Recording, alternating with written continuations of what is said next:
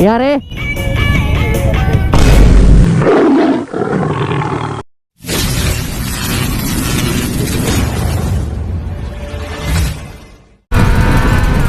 Noong hapong yon, habang tinatahak ko ang kahabaan ng Buendia Avenue sa Makati, meron akong nadaanan na nagtutulak ng kanyang motor. Kaya hinintuan ko ito at tinanong baka tayo'y makatulong.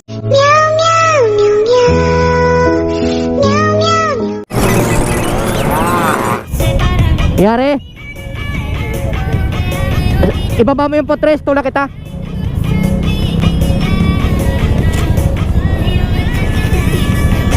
Traffic lang, no?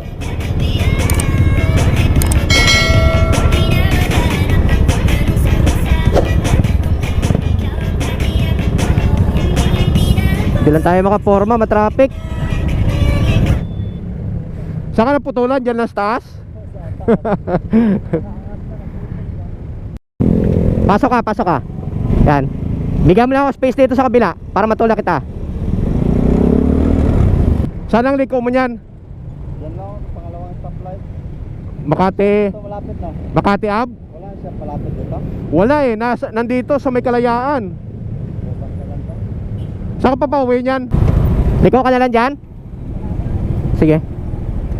So paliko na doon sa dito, Sagittarius Building, Andox. Saan bang Sagittarius Building dyan? Hindi natin alam eh. So tayo didiretso na lang tayo. Papasok. Wala. Pero baka doon sa ano, kalagitnaan ng GP Rizal, mayroon yan doon. Hiram ka na lang ng motor ng iba. Maghanap. Dito marami dito eh, Kalayaan. O lagpas ka ng stoplight doon sa may 7-Eleven. Parang apat yata sila doon eh, bago mag-eskwelahan. Ingat. Ayan, tulak niya na lang doon, liliko na sa roon. Tayo naman, didiretso naman tayo. Ito na ako.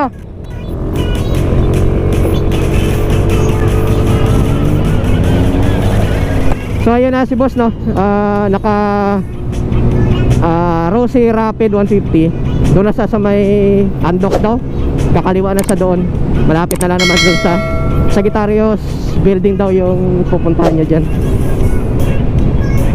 Tinulak na natin kasi naputulan daw ng belt doon sa ibabaw ng flyover doon sa may Buendia EDSA. Galing ng Kalayaan. Eh dito bandang Makati wala na eh.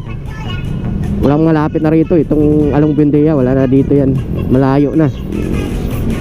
Kung JP Rizal, medyo malayo-layo na rin. Kalayaan marami. Eh kaso baka papasok na yon.